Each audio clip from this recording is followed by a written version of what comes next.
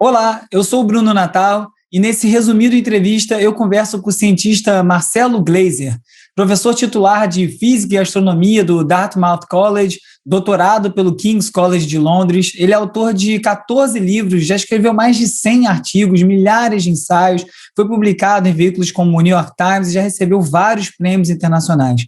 O papo foi sobre o universo e, claro, sobre a importância da ciência para a gente entender o mundo. Então, confere aí. Marcelo, muito obrigado pelo tempo, por estar aqui concedendo essa entrevista para o Resumido. Um prazer. Prazer estar contigo.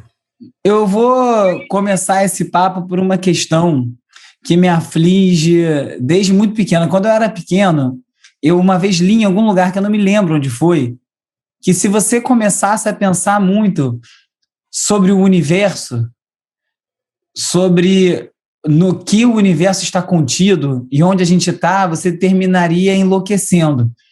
E eu lembro que essa frase me marcou muito, assim, eu era bem pequeno quando eu li isso, foi em alguma revista, eu não lembro onde foi onde eu li, e foi uma coisa que eu evitei durante muito tempo na vida, pensar sobre isso, mas eu não sei porquê, de uns tempos para cá, essas questões começaram a aparecer para mim, de novo.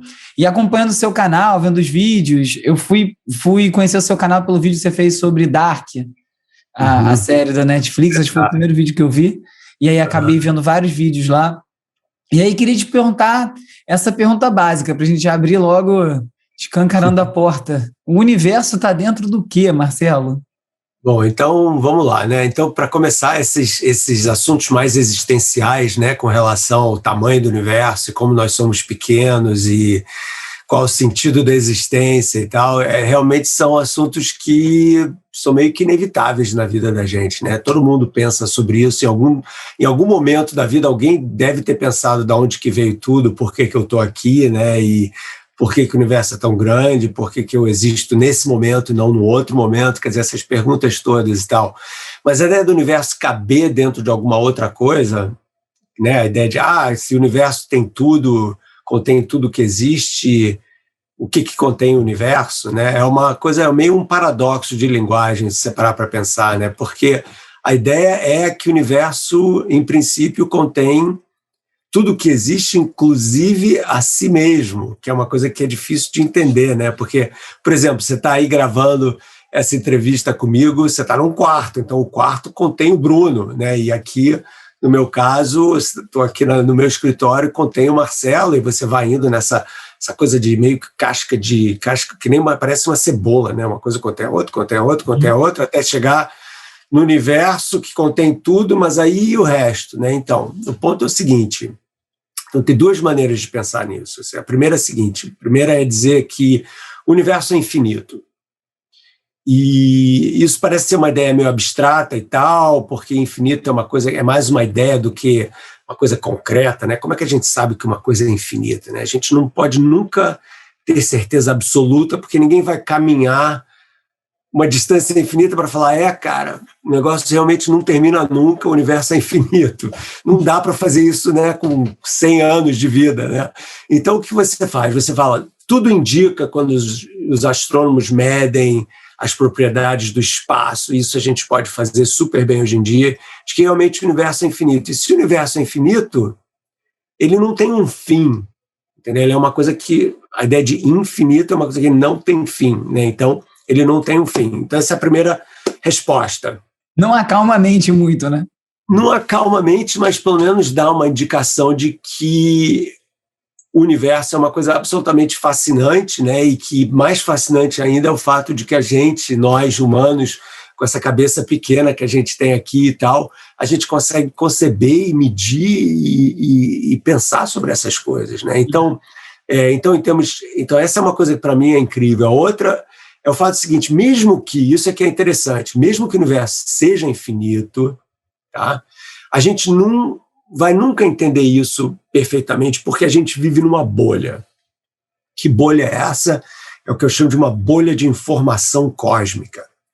Por quê? Pelo seguinte, tudo que acontece, tudo que a gente vê do mundo, você está olhando para a sua tela agora, isso significa que você está recebendo o quê? Uma luz que está vindo da sua tela para o teu olho.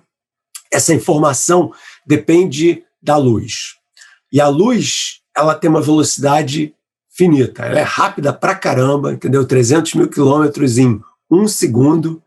Tipo, você pisca o olho e a luz dá 7 voltas e meia em torno da Terra, entendeu? Mas mesmo assim, ela é finita. Ela não é infinita. Então, o significa que num determinado intervalo de tempo, a luz só pode viajar uma certa distância. Então, por exemplo, quando a luz do Sol sai do Sol, ela demora 8 minutos para chegar até aqui, na gente. Entendeu? Então, se o Sol explodisse agora, a gente só ia saber daqui a 8 minutos. Essa é a última coisa que a gente ia saber. O Sol explodiu, bum, acabou o mundo, entendeu? Mas isso dá uma ideia de finitude. O que significa isso? Se o universo tem uma história, o universo tem uma história, tipo, da mesma forma que você tem um dia de aniversário, o universo também teve lá o seu dia de aniversário, que a gente chama de Big Bang, que foi uns 14 bilhões de anos atrás. Ok? Então, por que isso é importante? Porque 14 bilhões de anos é um tempo longo pra caramba, mas é um tempo finito. Ou seja, a luz só viajou uma certa distância nesses 14 bilhões de anos. A gente não pode ver nada além dessa bolha, que é essa distância que a luz percorreu. Fica além do que pode ser medido ou percebido, é isso? Não tem como ser analisado. Exatamente. A gente não tem... Então, é como se a gente vivesse feito um peixe dentro de um aquário, entendeu? Que a gente imagina que tem mundo além desse aquário, mas a gente não pode ir lá. Então é mais ou menos por aí. Eu estava procurando um link aqui. Eu vi um vídeo recentemente chamado Time Lapse of the Future, A Journey to the End of Time. Então, uma passagem de tempo do futuro, uma viagem até o fim dos tempos. Você já viu esse vídeo? Não. É um vídeo de 30 minutos que começa no Big Bang e ele vai mostrando tudo o que aconteceu com o universo, aonde a gente está e tudo que vai vir depois até quando acaba. Vai explicando a expansão assim, é meio enlouquecedor, você deve conhecer isso muito melhor do que eu. E aí lá nesse vídeo fala muito da questão do multiverso, de que na verdade esse nosso universo, se ele for finito, ele estaria dentro de um conjunto de outros universos que estariam também dentro de uma outra coisa. E parece um pouco com as questões do Dark, né? Dessas realidades paralelas, que você tem universos diferentes. Isso é uma viagem teórica ou existe essa possibilidade? E depois de falar disso, eu vou te perguntar uma coisa sobre viagem no tempo específica que você fala no vídeo do Dark, e eu fiquei curioso. Então, primeiro, sem a menor dúvida, uma especulação teórica, entendeu? Uma viagem teórica direta, entendeu? A gente não tem a menor ideia se esse multiverso existe ou não, e pior ainda, é uma ideia que nem dá para a gente testar direito, porque como que você vai sair? Eu acabei de explicar que o universo é infinito, né, de que a gente não pode sair dessa bolha, então como que você vai sair dessa bolha para falar, olha lá, tem outro universo ali, tem outro universo ali, então não é bem assim, entendeu? Então existe um problema complicado pra caramba em termos conceituais de como que a gente pode confirmar de uma forma concreta que o multiverso é uma possibilidade, ok? Então, é uma especulação, bem especulação mesmo, teórica, e que a gente pode viajar no mundo das ideias sobre isso, entendeu? Mas eu, por exemplo, sou um cara super cético com relação a essa ideia de multiverso.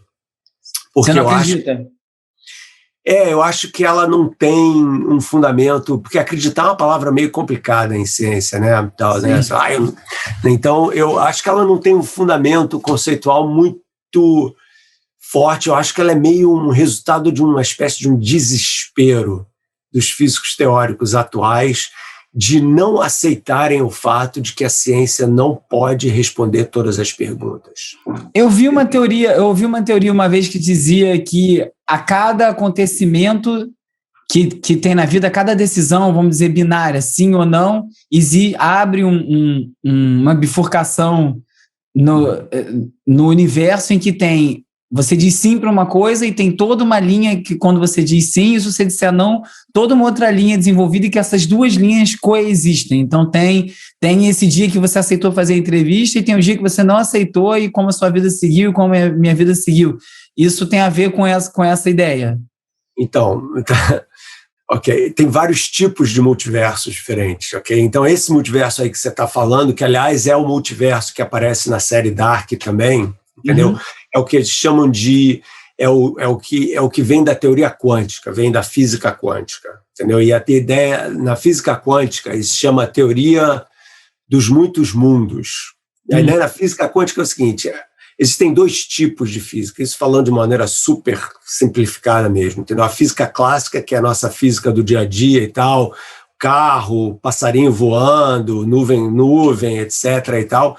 E você tem a física quântica, que é a física do pequeno, do muito pequeno, do mundo dos átomos, das moléculas, uma coisa que a gente não enxerga a olho nu, a gente precisa de ter equipamentos complicados para poder visualizar indiretamente essas coisas. Então, no mundo da física quântica, as leis que aplicam na nossa vida do dia a dia não aplicam, existem outras leis. Por exemplo, se eu pegar uma caneta, entendeu, e deixar a caneta cair no chão, se eu souber a altura da caneta, eu vou te dizer exatamente o que vai acontecer com a caneta vai cair no chão. Se a caneta é um elétron, uma partículazinha quântica qualquer, eu já não posso dizer com certeza o que vai acontecer com esse elétron. Eu posso dar uma probabilidade de que o elétron vai nessa direção, mas ele também pode ir naquela direção, para o oeste, para o leste, etc. Então, a física quântica destrói as certezas que a gente tem na física clássica e transforma elas em probabilidades. Isso tem a ver com a teoria do caos, não? Não. Teoria de caos é clássica também, é outra coisa. Então, o que acontece? Quando você vai no laboratório, tá, e você faz uma experiência com um elétron, vamos ficar no elétron aqui, e você obtém um resultado, a ideia dessa teoria dos muitos mundos, okay, dos universos paralelos da física quântica, diz que nesse teu laboratório você obteve um resultado, o elétron caiu assim, mas em outros laboratórios, em outros universos paralelos, você obteve todos os outros resultados possíveis. Então, tudo que poderia acontecer acontece, mas você está numa linha de tempo que só vê um desses resultados. Então, cada medida que é feita no laboratório, e eu estou falando esse negócio de laboratório porque não tem nada a ver com esse sim e não, essa ideia de que eu falei sim ou não é correta, entendeu? Tipo, o neguinho já está expropriando essa ideia de que o que acontece na física quântica no mundo muito pequeno vai acontecer no dia a dia das pessoas. Não, nada a ver. Mas, na física quântica, essa possibilidade ela é plausível, né? Eu também não sou um grande defensor dessa ideia Isso daí é uma interpretação do que acontece, de que cada medida que alguém faz no laboratório, o universo se multiplica em vários universos paralelos ao mesmo tempo. Eu acho essa teoria totalmente louca, entendeu? Eu sou um cara super sério com relação a isso. Mas que universos são esses? Onde que eles estão? Como que a gente sabe? Você não pode pular de um universo para outro. Então, o que é legal na série Dark, entendeu? É que eles pulam de um universo para outro. Sim. Mas aí é ficção, aí vale tudo, é super legal, é interessante a beça, mas não corresponde necessariamente à nossa realidade. E na premissa do Dark tem essa questão da viagem no tempo, que eu acho que posso estar falando a maior besteira aqui, física não é meu forte, por isso que eu te convidei. Que a viagem no tempo, que é comprovada teoricamente pela teoria da relatividade, diz que a gente pode viajar para frente, mas não para trás. E o Dark é justamente isso. Quando você viaja para trás, você, como disse no seu vídeo, você mata o seu avô, então você não nasce, então você não poderia ter viajado para trás. Mas ela comprova, a teoria diz que você pode viajar para frente. O que eu não entendo é como é que você pode viajar para frente para uma coisa que não aconteceu ainda. Então, o que acontece é o seguinte, então, na teoria da relatividade tem o chamado paradoxo dos gêmeos. E tem tudo a ver com a velocidade com que você está viajando. Entendeu? Então, por exemplo, você pega dois gêmeos, né? Então, as duas são cientistas. Então, uma fica na Terra e a outra pega uma espaçonave super rápida e viaja durante, vamos dizer, 10 anos praticamente na velocidade da luz. Tá? Tipo 80%, ficção aqui, 80% da velocidade da luz. Quando essa astronauta voltar para a Terra, ela envelheceu 10 anos, né? Porque a viagem dela durou 10 anos. Mas a irmã dela, que ficou na Terra, vai ter envelhecido mais do que 20 anos. Dependendo quanto mais perto ela estiver viajando da velocidade da luz, a que viaja, o tempo para ela vai passar mais devagar. Então, que é aquela questão do Interstellar, né? Que ele viaja e quando a filha já tá quase morrendo, ou morta, não me lembro agora. O Interstellar é exatamente isso, entendeu? Então, essa ideia de que se você pudesse... A máquina do tempo aqui seria uma espaçonave que viaja muito rápido e que pode voltar para a Terra. Aí o tempo que passou para você na espaçonave, 10 anos, vai ser menor do que o tempo que passou para as pessoas que ficaram na Terra. Então, você viajou para o futuro. Faz sentido? Porque mas você não viu o futuro. Viu. Quando você chegar, as pessoas estão no futuro, entendi. Quando você chegar, as pessoas estão no futuro. Vamos dizer, a menina que ficou na Terra envelheceu 30 anos e você envelheceu só 10. Ou seja, você viajou 20 anos para o futuro. 30 menos 10. E aí não pode voltar. Uma vez para frente, não volta. Você já fez e vai ter que ficar nesse novo presente, né? O futuro vira o seu presente. Exatamente, o futuro vira o seu presente. Você não pode voltar. E isso tudo me lembra também outra questão que eu já falei aqui no programa algumas vezes e que as pessoas ficaram interessadas e eu não soube explicar muito bem, porque eu acompanho superficialmente, que é a teoria da simulação. Acho que o Elon Musk talvez seja a pessoa contemporânea que transformou essa teoria numa coisa mais pop, no sentido das pessoas falarem a respeito. E eu tenho várias questões sobre a teoria da simulação, mas primeiro você poderia explicar o que é. Bom, então, para começar, moçada, eu tenho um vídeo no meu canal sobre isso, né? Sim. Será que nós vivemos numa simulação e tal? Então, recomendo para a moçada ver e tal. Mas a ideia é a seguinte, nós, seres humanos, né, a gente sabe que a gente... Por exemplo, você está conversando comigo agora, como é que você sabe que você está conversando comigo agora? Porque você tá Às vezes eu não sei, eu estou realmente perturbado com essas questões. Pois é, exatamente, você está me vendo, você está me ouvindo, então você fala, bom, eu estou vendo o Marcelo, eu estou ouvindo o Marcelo, então o meu cérebro recebe essa informação toda e cria o que a gente chama de realidade. Aqui nesse meu momento real, eu estou conversando com o Marcelo Gleiser e tal.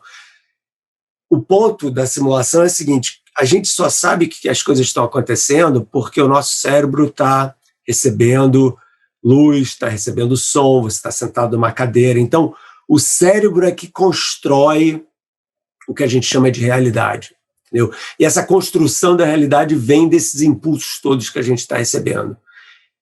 Se você pudesse não usar os olhos ou o ouvido, mas fosse nas áreas do cérebro que controlam o que a gente vê, controlam o que a gente escuta, e você pudesse ativasse essas áreas com esses impulsos parecidos, o seu cérebro não ia ser capaz de distinguir o que é realidade e o que é falso. E isso pode estar acontecendo agora. Isso pode estar acontecendo agora. Então, a ideia da simulação, que, aliás, bem antes do Elon Musk, né, cara, teve o The Matrix, o filme, a Matriz, é totalmente simulação. E depois teve um outro cara, que é um filósofo sueco, que é professor lá na Universidade de Oxford, na Inglaterra, um cara chamado Nick Bostrom. Ele é um cara super fera, e ele é que escreveu o primeiro artigo sobre essa ideia, será que nós vivemos numa simulação? Então a ideia seria o seguinte, se a gente olha para videogames hoje em dia, super sofisticados e estão ficando cada vez mais sofisticados, né? E tem aquele videogame chamado The Sims. Uhum. Sims vem de simulação, né? Simulation, Sims, né? Então imagina só se numa versão do Sims daqui a 40 anos ela vai ser tão sofisticada que os personagens do videogame acham que têm autonomia, que podem fazer escolhas. Tipo, eu quero ir para a escola, ou eu não quero ir para a escola, eu quero casar, ou eu não quero casar. Então os personagens começam a se sentir como sendo criaturas autônomas, como se elas estivessem vivos e tivessem autoconsciência, feito nós. Através de uma inteligência artificial tão sofisticada que consegue gerar todas essas possibilidades e aquele ser digital acha que está tomando decisões, acha que é onisciente, sei lá. Exatamente. Então, será que nós poderíamos ser personagens de um videogame super sofisticado que está sendo jogado por uma inteligência artificial ou por um ET alienígena qualquer, entendeu? Que deu de presente de Natal para o filho uma versão de videogame. Olha lá os humanos, você pode jogar com eles e tal. Então essa aqui é a pergunta, entendeu? Será que é possível será que é possível que uma inteligência mais avançada do que a nossa, ou mesmo nós no futuro, olha só que loucura, nós no futuro poderíamos criar uma simulação de nós no passado, como se fosse uma espécie de videogame e que nós agora, nós aqui, eu, você conversando, fosse só parte de um joguinho e tal. Isso resolveria a viagem no passado, que não é possível nem em teoria. Você gera uma simulação do passado e assim você consegue experimentar o passado, talvez, sei lá, seria uma motivação. Contanto que a gente pudesse ter dados suficientes para reconstruir o passado de uma forma realista, né? Realística, porque sabe lá o que é o passado, né? A gente só tem dados pequenos do passado. Então, a questão do vídeo da questão da simulação é: será que nós somos personagens de uma gigantesca simulação?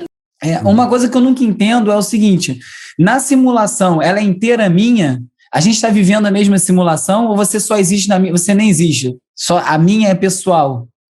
Ou as pessoas interagem na simulação?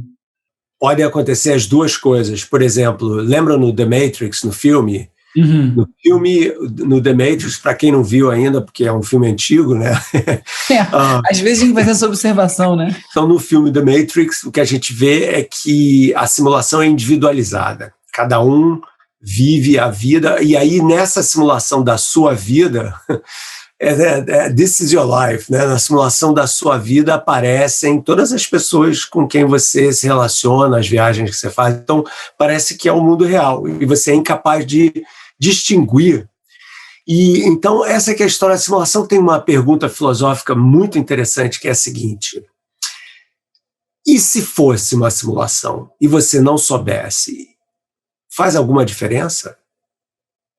Vira uma busca muito parecida com uma busca religiosa, talvez, né? E às vezes tem uns cruzamentos entre ciência e religião, por mais que sejam quase que diametralmente opostos, um é baseado em fatos, outro é baseado em crenças, mas se você tentar olhar pelo outro lado, tentar perceber o lado de quem uma pessoa, não é meu caso, mas uma pessoa muito religiosa, que acredita, enfim, na criação divina e todo esse resto, a pessoa também pode olhar para a ciência e pensar isso, né? Mas aí o que comprova isso tudo? Isso também não deixa de ser uma crença, talvez, você acreditar nesses cálculos todos ou não?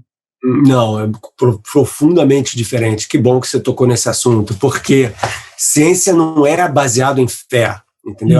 Fundamentalmente a diferença, e a gente até meio que falou isso no começo, né? Quando eu falei acreditar no multiverso ou não e tal. Ciência é baseada em evidência, né? Então a diferença é que vamos dizer, você vai pegar um avião, né? Você vai pegar um avião e você entra no avião com confiança. Por quê? Porque você sabe que o avião respeita as leis da física, entendeu? Ele vai voar, né? Contanto que o piloto saiba o que esteja fazendo. Você não vai entrar no avião se um padre é o piloto, entendeu? Ou se um cirurgião é o piloto. Você vai entrar no avião porque tem um cara que é técnico, que sabe o que está fazendo, que vai pilotar o avião e tal, né? E você sabe que o avião vai funcionar porque ele obedece às leis da física e o combustível obedece às leis da química. Então você tem uma confiança que vem de evidência, né? Quando você pilota um avião para o céu eterno lá da divindade, qual for que você acredita, você não precisa de um avião, entendeu? Você embarca nessa viagem sem a menor necessidade de uma evidência concreta.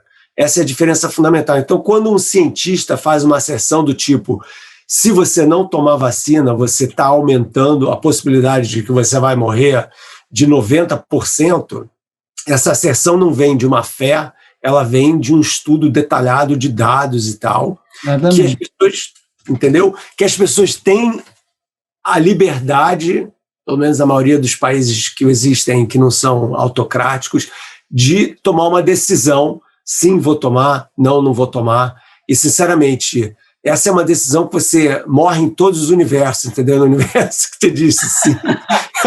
No universo que você disse não, entendeu? Quer dizer, no universo que você disse sim, você tem a melhor probabilidade de sobreviver, mas certamente nos universos que você disse não vou tomar, você provavelmente vai morrer, entendeu? Então, o ponto é o seguinte, é que a diferença fundamental entre ciência e fé, ciência e religião, é essa, entendeu? É de evidência baseada em dados concretos e não numa fé que é uma revelação divina de alguma entidade sobrenatural. São duas coisas muito diferentes. Existe algum físico religioso? Agora não bateu essa dúvida. Claro. Tem então, com certeza. Então, eu ia até complementar, eu não queria ficar falando muito, então eu parei e tal. Então, foi bom que você fez essa pergunta, porque era exatamente o que eu ia falar aqui. Isso não significa que você não possa ser um cientista e uma pessoa religiosa. Por quê? Porque a ciência não tem todas as respostas. Entendeu? Não é que a gente sabe tudo, ou pode saber tudo. Eu escrevi um livro chamado A Ilha do Conhecimento aí no Brasil, em que eu falo justamente dos limites do que a gente pode saber ou não com a ciência, entendeu? Que a ciência ela só funciona até um determinado momento, ela só consegue, por exemplo, a gente estava falando no início sobre infinito, sobre o universo infinito, sobre a bolha de informação, isso daí já coloca direto uma limitação do que a ciência pode ou não pode fazer. Por exemplo, eu posso falar para você, Bruno, eu acho que o universo continua além da nossa bolha lá de informação, mas eu não posso te dar uma certeza disso. Então, e o cara outro pode falar, mas você não sabe. Eu falei, desculpe, eu não sei, mas tá com a maior cara de que é isso que vai acontecer. Por que seria diferente? Mas então essa que é a diferença, entendeu? A gente não tem todas as respostas, e quando a gente chega nessa fronteira do conhecimento e do desconhecimento, do desconhecido, é que começa o espiritual e a religião, né? E as especulações, entendeu?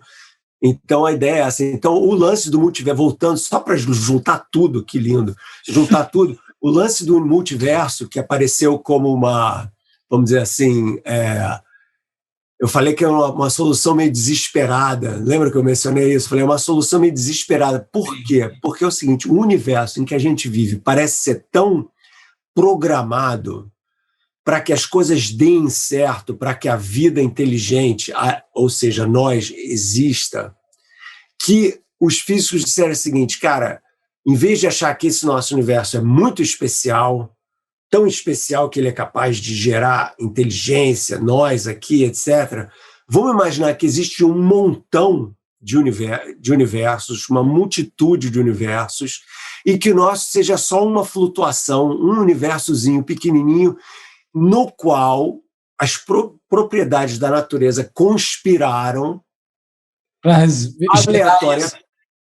aleatoriamente. Então eles falam, se você não quer ter Deus, você tem que ter um multiverso. Olha o que os caras estão falando. Ou seja, no multiverso tudo é possível, inclusive esse universo, entendeu? Se você só tem esse universo, o universo parece ser tão especial que você tem que colocar Deus no meio. É quase uma explicação física, científica, que justificaria ou explicaria o religioso, né?